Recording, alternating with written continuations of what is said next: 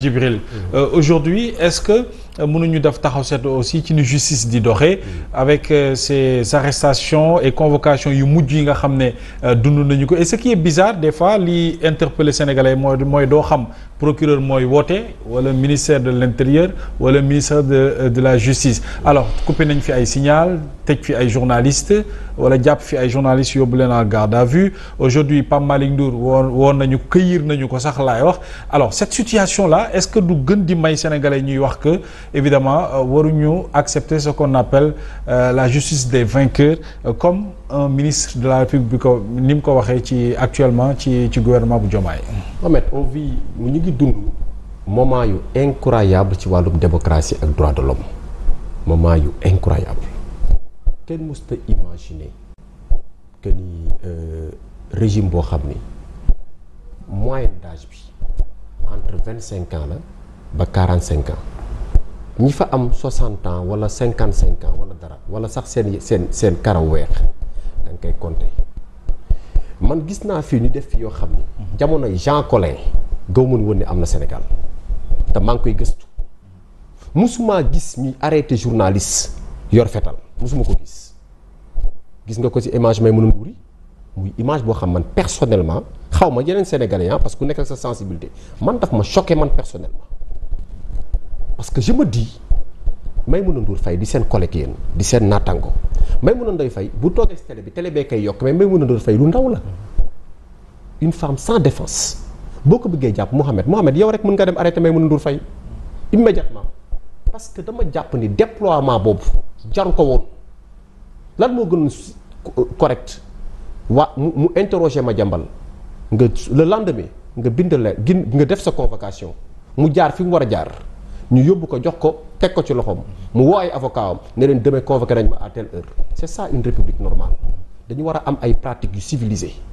loolu lu ñu ñaawlu la ñun d'abord beneen bi bu Babacar Fall bi depuis quand la ñuy fekk journaliste ci biir lieu de travail am di ko arrêté menotté loolu mais c'est une entorse au code de la presse amuñu ci droit parce que loolu mooy en réalité journaliste bi am loo droit def sa liggéey day neex état bi daf ñuy neex nga nekk journaliste daf ñuy neex nga joxe l'information bu ñu neexul d'autant plus que te li ci gën a garaaw loolu la mooy li ñuy toppee ñii di leen ci convoqué ak di leen ci woo muy Maïmouna Ndour Faye ak Babacar Fall ñëpp d'accord nañ ne suñu code pénal amul dara lu interdire nga interroger un gars bi nga xam ne il est convoqué ou bien il est sous le coup de la loi amul fenn fu ñu ko teree d'autant plus que dañu fi am ay cas de jurisprudence yow Mohamed ci presse bi nga nekk gis nga ba taay ñu interroger koo xam ne état da ko soxla Ousmane Sonko lui-même nekk na dans une situation de fuite il faut le dire situation de fuite de fait dem Ziguinchor seen benn naataango Pierre-Edouard Faye fekk Ziguinchor interroger ko këram jaaraat ci télé Sénégal yi duggaat biir Walfadjri teg bande bi jamais Pierre-Edouard n'a été inquiété le moins du monde qu'est-ce qui a changé moo tax quand on nous parle d'élégance aujourd'hui mais je suis désolé mais ñu fi jógee ñoo leen ëpp élégance parce que au moins ñoom accepté woon nañ loo xam ne yéen du ngeen ko mës a accepté moi je reste persuadé et convaincu que ni Macky Sall lu mu doon accepté en termes de critique mais Ousmane Sonko accepté wul genn wàllam man je prends les Sénégalais à témoin Sénégalais ñu ngi ñuy seetaan nga defee ni Macky Sall li mu doon dégg fii nga tuddee Macky Sall ngay gis nit kuy commentaire teg photo Macky Sall tuddee ko Ibou Ndafa tey kan moo sañ jël sobriquet bu mel noonu teg Ousmane Sonko à visage découvert nga gis leen ñu nekk ci ay télévision mais di joxoñ Macky Sall à travers sa gestion di génnee ay rapport di ko fuiteel da nga gis kenn ci ñoom kuñ ci jàpp nga gis ay journalistes en l'occurrence Pape Alé Niang ñaata document jiñ fi ay haute personnalité de notre sécurité jiñ leen fi ay affaires yoo xam ne peut-être bañ nañ ko jiñee mais ku nekk xam na ni loolu amul benn profession bu la may nga génnee document bu sensible noonu teg ko ci penc bi mais ba ko Pape Alé Niang Pape Niang defee mais toute la presse s'est levée ñi ñaanal ko teg ci def il a été élargi mu ñibbi këram waa léegi tey nga ñun ñu tey ñu bëgg ñu jox leçon alors que ñun on sait très bien que tey lii xew nii ci arrestation Cheikh xoolal ni ñuy convoqué nit ñi xam nga lu ci gën a scandale bu ñu demee ba kii convoqué yow xamatoo kan la. waaw loolu ça aussi c'est problème bu ñu demee ba kii convoqué. nit ñi di douter naan est-ce que procureur moo convoqué. wala est-ce que man brigade bi moo ma convoqué est-ce que man mais c'est-à-dire que c'est une confusion totale au niveau de la justice parce que man dama considérer que ni nit ki dafa am ay droits yoo xam ne c'est des droits élémentaires nit ki boo koy woote bi dafa war a am d'abord justificatif bu leer.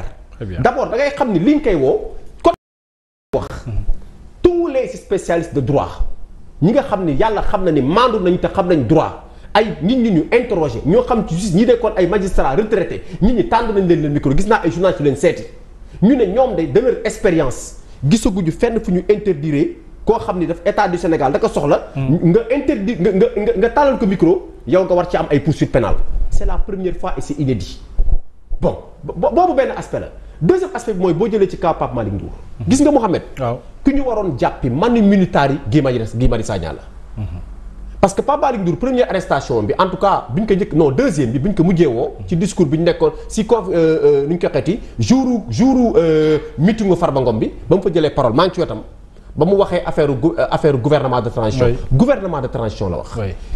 ñoom seen biir ñoom Pastef am ku ne. Président de transition. Est-ce que nous au Sénégal on a élu un président de transition? Un président de transition, ça veut dire quoi? Ça veut dire que le président de la République, dans les délais les plus courts, en tout cas sur 6 mois, doit rendre le pouvoir. Qui le dit? Un député qui est dans un parti et qui parle chaque jour avec le chef de ce parti-là. Très bien. Loolu ñaar yooyu. ban moo ci ëpp conflit d'intérêt? Pape Malick Ndour bi nekk par exemple dans l'opposition Pape Malick Ndour dafa am benn moyen bu mu demee jëli pouvoir bi yow nga nekk député. nekk ak chef de parti bi di ko protéger ànd ak moom reconnaître que ni Pastef nga bokk nga taxaw yow wax loolu sur le président de la République c'est Pape Malick Ndour qui devait être arrêté manu militari parce que loolu coup d'état civil la loolu dire ça c'est reconnaître et avouer que ni le président de la République n'a aucune base solide bu mu fi toogee parce que on lui permet de rester quelques mois et de partir mais quand tu dis ça loolu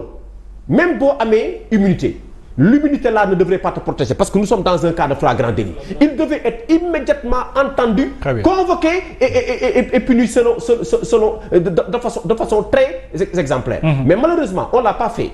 ñu gis benn genre enchaînement bu inquiétant d'ailleurs enchaînement bi lan la dañu fekkee ñun fii Sénégal loo xam ni kenn nattalu wuñu ko. mais nit dafa toog ci plateau de télé muy ñaar kenn ki di journaliste. accusé benn homme d'affaires ne dafa dem benn banque récupérer fa 5 milliards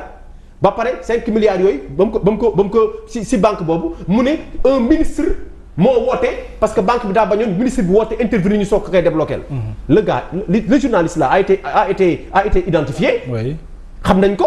bañ demee entendre que dañ ko bàyyi. keneen ku wax loolu ñu dugal la diffusion de fausses nouvelles. sans suite oui ku def loolu ñu dugal la diffusion de fausses nouvelles. très bien beneen bi. dañu fekkee ñun seen beneen naataango malheureusement xaw ma journaliste la xaw ma chroniqueuse la toog ci média toujours pour wax le dysfonctionnement bi ñu am problème bi ñu am ñun wax une ethnie mais yekk ko loo xam ne musiba naaru laay la pensant que da doon critiquer l'ancien président Macky Sall foofu wax une énormité jiñ benn ethnie ne leen clairement ethnie bu bon la mais loolu ba mu ci amee qu'est-ce qui s'en est suivi toog na une semaine kenn woowu ko bu dee Maïmouna Ndour Faye la c'est immédiat convocation wala jëli bi mais li Maïmouna Ndour Faye def ak boo ko tegee ci table bi ak cas bu femme boobu def noonu. traiter les alpulaar du n'importe quoi. mais ban moo ci gën a mën a taal réew. très bien loolu la. ban moo ci gën a mën a. muy ay xeetu ban moo ci gën a sensible. oui quand on parle de sensibilité et puis procureur bu lay topp lan moo tax mu lay topp c'est parce que day am clameur populaire. c'est ça moo tax muy arbitrer dugg ci topp la gaaw balaa clameur populaire di gën a jóg bu Ngoné Saliou bi clameur populaire bi mu am bu Madiambal bi amu ko et puis fi may daanelee Mohamed. waaw xam nga. Babacar Fall ak Madiambal Diagne ak Maïmouna Ndour Faye benn point commun la ñu am. ànduñoo ak Ousmane Sonko dañu am benn point commun Babacar Fall du leen may dara Maïmouna Ndour Faye du leen may dara Madiambal Diagne du leen may dara léegi point commun boobu lan moo ci indi nga dugal ci seen métier non ñoom bu fekkee jubóowuñu ak yow loolu amaana c'est personnel. mais dans le cadre du travail. ku nekk xam na ni Babacar Fall invite les gens de Pastef ku nekk xam na ni Maïmouna Ndour Faye invite les gens de Pastef ku nekk xam na ni Madiambal amul ak ñoom benn problème il fait son job bien que Madiambal sax deful ay plateau ak yooyu kon lan moo indi nga jàpp leen bëgg leen def benn genre ennemi et des cibles à abattre pensant que ni ces gens là xëy na dañ lay yàqal alors que ce qu'ils ne savent pas et foofu laay terminer mooy gis nga journalistes yi ñuy persécuter nii Cheikh kenn musul gagner un combat contre la presse nous sommes témoins et xam nañu que cela fait 2 ans que l'État a décidé délibérément téye aide à la presse bu mu tegul fenn alors que les fonds politiques ñi koy buñ koy dugal dans le budget mi ngi si budget bii mi ngi seen fiche technique budget bii ñu dugal assemblée nationale tey. Très bien. fiche technique boobu. daa gis ñoom lan la ñu alloué seen bopp yokk seen ay fonds voté ko mu jàll. alors que bu dee aide à la presse bi la état du Sénégal moo ko attribué sa presse pour que la démocratie puisse respirer. Très bien, merci. ñu nag presse bi mënutuñu respirer. de façon illégale. ba pare état bi di leen nargué te loolu je pense que c'est une disposition boo xam ne waratul am. alors mi ngi noonu mu génnee Bokar ay xeetu dysfonctionnement mu jàpp ci wàllu justice surtout avec ces arrestations et convocations yu mujj yi mu mel ni dafa am kumba am ndey ak kumba amul ndey ci dossier justice yi ak ni ñu koy traité est-ce que vous êtes d'avis? Bon, je suis pas d'avis. Nous ne sommes pas d'avis. Ñun lu ñu mën a jàpp mooy que la justice c'est des milliers de décisions des juges et des magistrats, que ce soit des procureurs, que ce soit des juges du siège, qui rendent des décisions, des milliers.